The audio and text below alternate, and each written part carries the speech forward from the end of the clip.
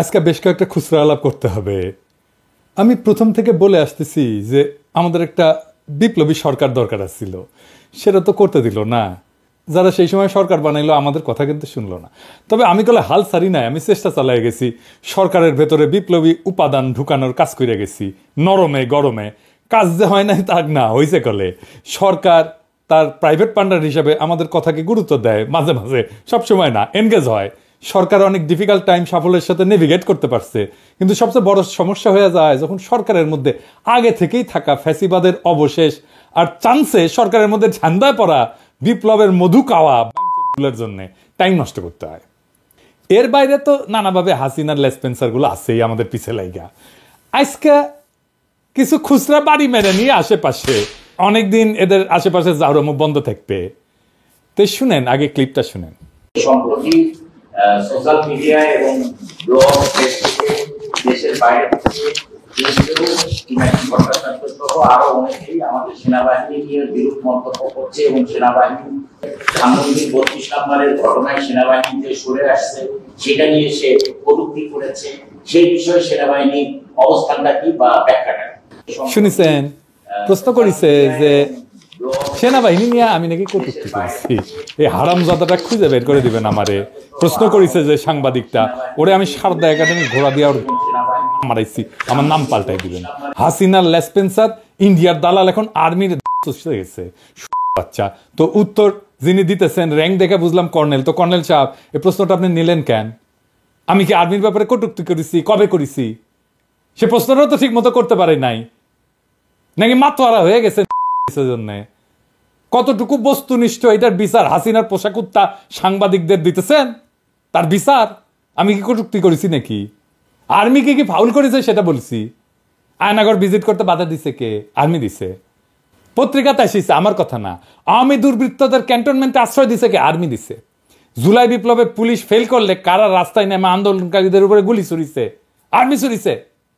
মারা যায় নাই মানুষ আর্মি গুলিতে?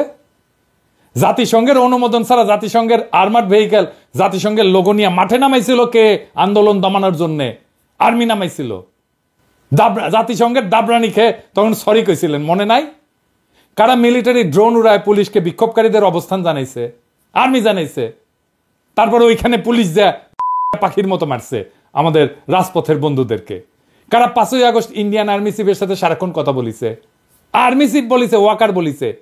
As of today, firstly, there is no vulnerability from any side. I am in touch with the chief of Bangladesh during the time of when this changeover took place. I was in constant touch with him, and even thereafter, in November 24, we had a video conference also. When we talk about the relationship we should talk about when there is an elected government. So as of now, the relationship is with the military is well and perfect. Aynaghor বানাইছে কারা? DGFI বানাইছে। DGFI তো আর্মির নাকি?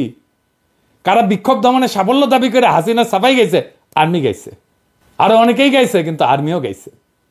কারা ছাত্র জনতার উপরে গুলি ছোড়ার প্রমাণ থাকার পরেও সেই আর্মি অফিসারকে চাকুরিতে বহাল রাখছে? কে রাখছে? আর্মি রাখছে, ওয়াকার রাখছে। কার নিরাপত্তা হেফাজত থেকে জেনারেল মুজিব পালাইছে? আর্মির নিরাপত্তা হেফাজত থেকে জেনারেল মুজিব পালাইছে। ব্লক রেডে পুলিশের সাথে কারা ছিল? আর্মি ছিল। সৈনিক আর জুনিয়র অফিসাররা গুলি ছুটতে অস্বীকার না করলে এই আর্মি হাসিনারে রক্ষা করত। তখন আপা আপা করতেন সবাই মিলে, জানি তো। পারতেন কিনা রক্ষা করে সামলাইতে পারতেন কিনা সেটা পরের আলাপ। তা আপনার তো এই প্রশ্নে উড়াই দেওয়া উচিত ছিল। শুনেন, ওয়াকার সাহেবদের যারা বাঁচাইতে আসতেছে তারা বাঁচাইতে পারবে না। যা যা বললাম উপরে, আগে যা যা কইছি, সেগুলো সব সুপিরিয়র রেসপন্সিবিলিটি গ্রহণ করতে হবে ওয়াকার সাহেবকে। কোনো মাপ নাই। ওয়াকার সাহেব যদি বিপ্লবোত্তর সরকারের পূর্ণ আনুগত্য প্রকাশ করে কাজ করতো, মাপ পাইতো। সেটা করেন নাই উনি। এইটার কনসিকুয়েন্স আছে কর্নেল সাহেব। ভবিষ্যতে দাবরানি এই সাংবাদিকদের আপনি দিবেন, নয়তো আমার দাবরানি খাবেন আপনি। আর্মি দেখে ডরে প্যান ভিজায় ফেলার দিন শেষ, বুঝছাও? পিনাকি কাউরে এইটা এটা ফাউল করবেন, 14টা গালি খাবেন। হাসিনা আমলে কি করছেন ওই সবাই মিলে ওইটা আমল নামা তো টানি দেই নাই। ওয়াকার সাহেবের কাছে দুটো অপশন, হয় প্রফেসর ইউনূসের কাছে পূর্ণ আনুগত্য, অথবা সেনাবাহিনী থেকে বিদায়। পছন্দ আপনার, কেউ বাঁচাইতে পারবে না। এবার আসেন, প্রফেসর ইউনূসের আমেরিকা প্রেস সেক্রেটারি বানিয়েছে দিল্লি স্টারের সাবেক মাত গোলাম মুর্তজাকে নিয়ে কথা বলি। আচ্ছা দাঁড়ান, মুর্তজাতে যাওয়ার আগে আর একটা জিনিস দেখে নি, মুর্তজারে ধরার আগে শুনেন। গ্রামে গিয়েছিলাম, আমাকে একজন, ভাই আপনাকে কিন্তু গণশত্রু বলেছেন। গ্রামের একটা লোক, ফার্মার, খুব শিক্ষিত না, উনি জেনে গেছেন যে আমি একজন গণশত্রু। আরে শফিকের কি দুষ্ক, মনে বড় দুষ্ক আমার মনে রে শফিক। ঠিক আছে, আমি খুব খুশি এসেছি। প্রথম আলো ডেইলি স্টারকে রক্ষার জন্য তো দিয়ানা হয়ে গেছিল, তুমি স্ট্যাটাস মারিছো, কোনো দরকার ছিল এর মধ্যে ঢুকার? শেষে আমাদের লোকদের পিটাইছে, আমি কলে এটা পার্সোনালি নিছি শফিক, আজকে মাপ দিছি, এখন কিছু কই না, কিছুদিন মাপ রাখিছি, প্রোটেক্টও করবো তোমাকে যখন ধরে তখনও প্রোটেক্ট করি, কিন্তু যখন প্রোটেক্ট করার মরাল বা নৈতিক দায় অনুভব করব না, সেদিন এটার হিসাব আমি বরাবর করব তোমার সাথেই। আর প্রথম আলো ডেইলি স্টার ওই দিনের পিটানির আমি বদলা নেব যদি বাইসা থাকি, এটা আমি আগেই কয়ে রাখলাম।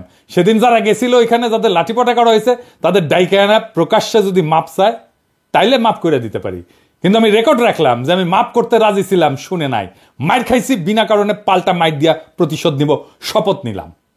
এবার আসেন গোলাম মুর্তজা। আমি একটা স্ট্যাটাস দিছিলাম পয়লা বৈশাখ নিয়ে, যে পয়লা বৈশাখ আমরা কিভাবে পালন করব। পয়লা বৈশাখ তো আওয়ামী ন্যারেটিভ প্রতিষ্ঠার জায়গা ছিল, তাই না? পয়লা বৈশাখ নিয়ে তো আমাদের একটা লড়াই ছিল, আমরা তো পয়লা বৈশাখের সময় আমরা সব সময় হাসিনা আমলে লড়াই করছি। তো চারুকলা তো আওয়ামী দুর্গ ছিল, ছায়ানটের তো সব কয়টা আওয়ামী বাকশালী অ্যাক্টিভিস্ট, সাপোর্টার না অ্যাক্টিভিস্ট। রমনার পটমূলে যে গান গায় সেটা কেয়ারফুলি সিলেক্টেড, যা আওয়ামী বয়ানকে ক্যারি করে।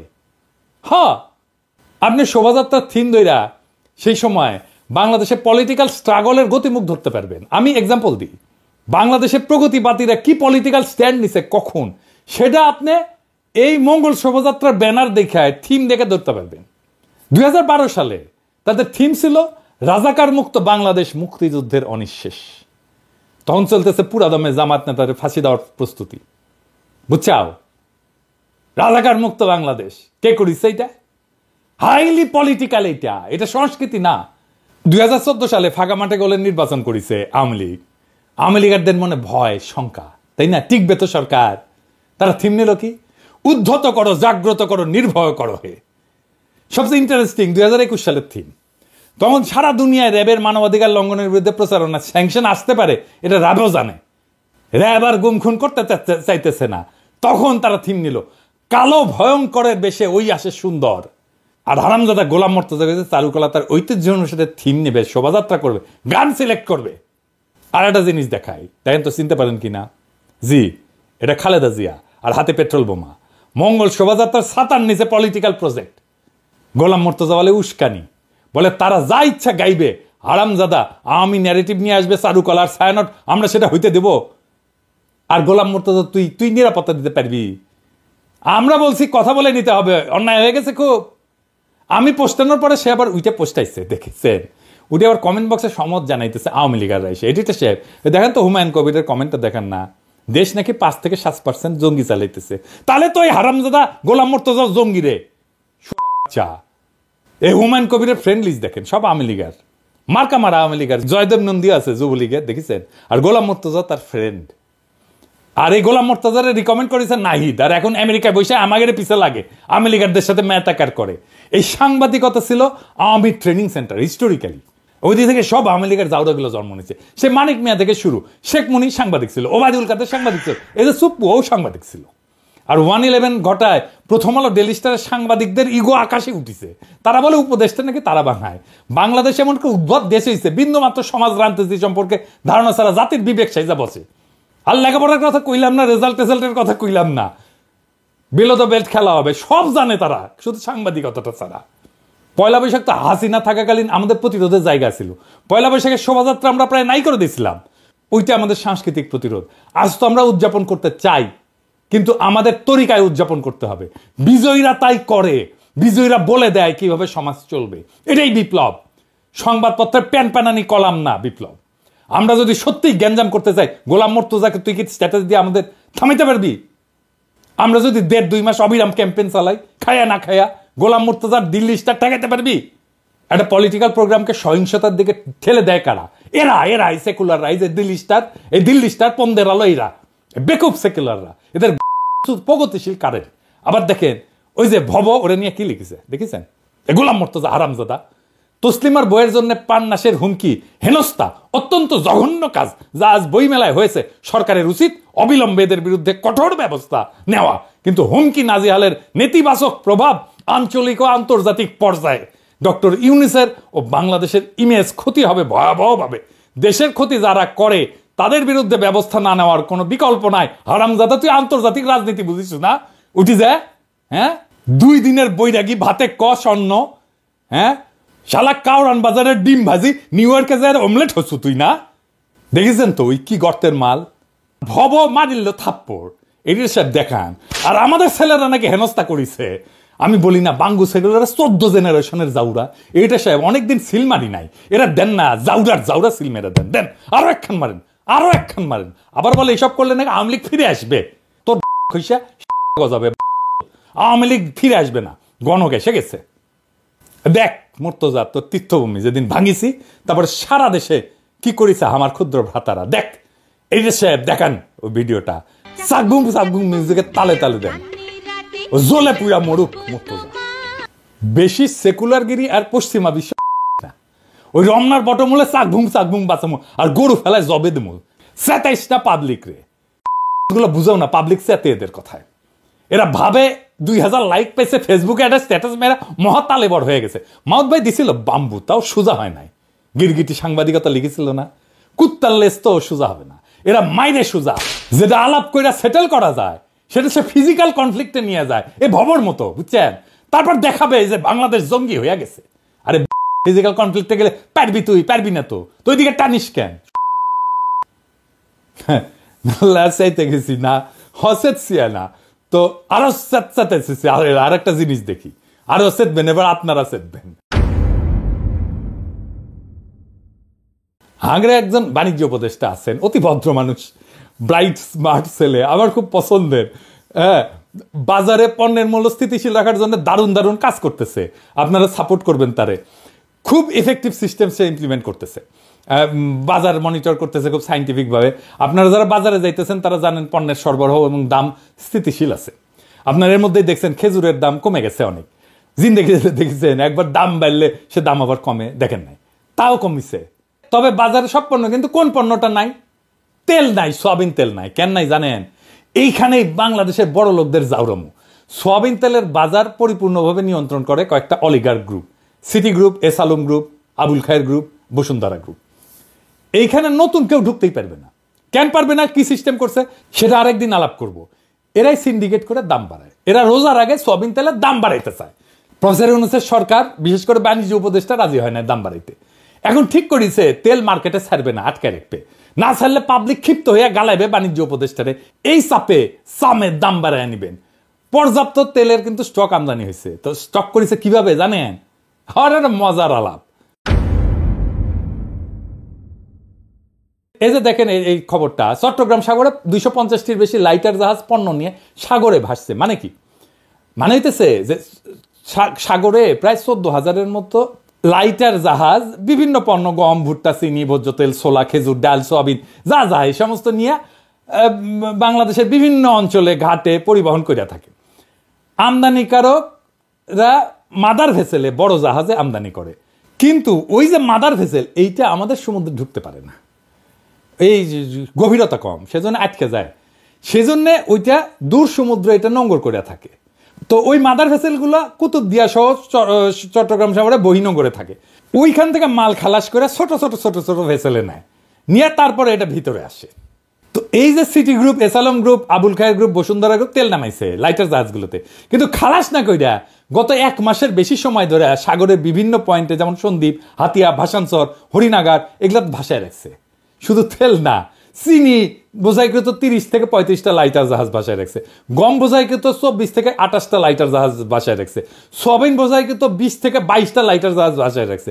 এই সব মিলায় প্রায় 100-এর অধিক এই পণ্যবাহী লাইটার জাহাজ সাগরে ভাসমান অবস্থায় আছে। সাগরে রাখা সুবিধাজনক, কারণ প্রশাসনিকভাবে সাগরে তো কোনো অভিযান করা হয় না গুদামে স্টকের জন্য।